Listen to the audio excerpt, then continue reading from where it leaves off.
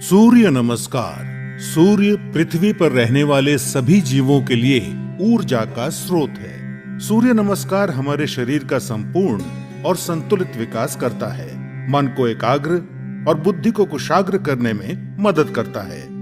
आध्यात्मिक उन्नति के लिए सूर्य नमस्कार को महत्वपूर्ण माना गया है। सूर्य नमस्कार 8 अलग अलग आसनों की मदद से 12 चरणों में क्रम से किया जाता है। सूर्योदय और सूर्यास्त के समय इसे करना ज्यादा फायदेमंद होता है। सबसे पहले आप अपने दोनों पैरों को आपस में जोड़ते हुए बिना कंधों को झुकाए सीधे खड़े हो जाएं। सुनिश्चित करें कि आपके हाथ शरीर के समीप हों और आपकी ठोड़ी जमीन से समानांतर हो। अपने शरीर को दोनों पैरों पर समान रूप से संतुलित करें। इस स्थिति को समस्थिति कहा जाता है।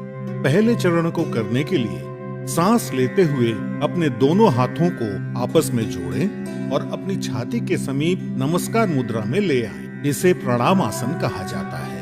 अब सांस छोड़ें। दूसरे चरण में धीरे धीरे सांस अंदर लेते हुए अपने शरीर को कमर से ऊपर की ओर खींचें और अपने दोनों हाथों को अपने सर के ऊपर ले जाते हुए अपने सर और कमर को पीछे की ओर झुकाएं। अपनी टांगें सीधी रखें। इस आसन को हस्तोत्तनासन कहा जाता है। अब तीसरे चरण के लिए धीरे धीरे सांस छोड़ते हुए अपने शरीर को आगे की ओर तब तक झुकाएं जब तक आपकी दोनों हथेलियां आपके पैरों के दोनों तरफ जमीन को छू न लें। ध्यान रखें कि नीचे झुकते समय आपकी भुजाएं और सर एक ही साथ में हो। इस आसन को पादहस्तासन कहा जाता है। चौथे चरण को करने के लिए एक गहरी सांस अंदर लें और अपने दाएं पैर को पीछे की ओर ले जाएं और अपने घुटने को जमीन पर सटा कर रखें। सुनिश्चित करें कि आपका दायां पैर पंजों पर हो, आपका बायां पैर का घुटना 90 डिग्री पर हो, दोनों हथेलियां जमीन पर हों, आपके कूल्हे नीचे और ठोड़ी ऊपर की ओर हो। इस आसन को अश्व संचालन आसन कहते हैं।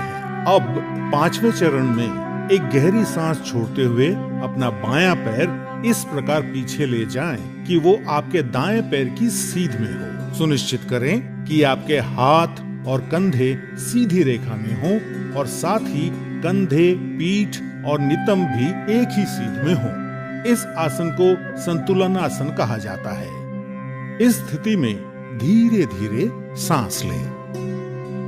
छठा चरण, सांस छोड़ें।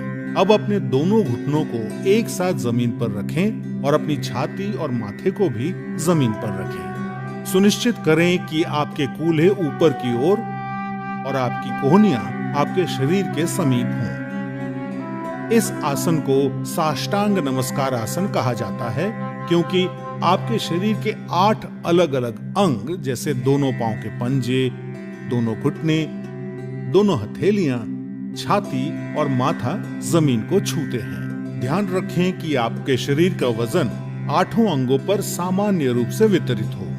अब 7वें चरण के लिए सांस अंदर लेते हुए अपनी श्रोणी यानी पेल्विस को नीचे लाते हुए अपने सर और छाती को आगे की ओर सरकाएं और अपने शरीर के ऊपरी हिस्से को नाभि तक उठाएं। सुनिश्चित करें आपके पैरों के पंजे बाहर की ओर और टांगे सीधी हों।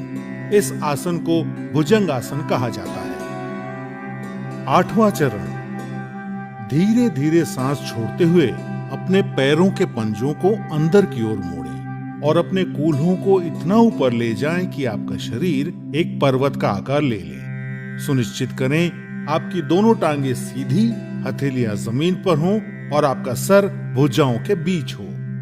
प्रयास करें कि आपकी एड़ियां जमीन को छू सके। इस आसन को पर्वत आसन कहा जाता है।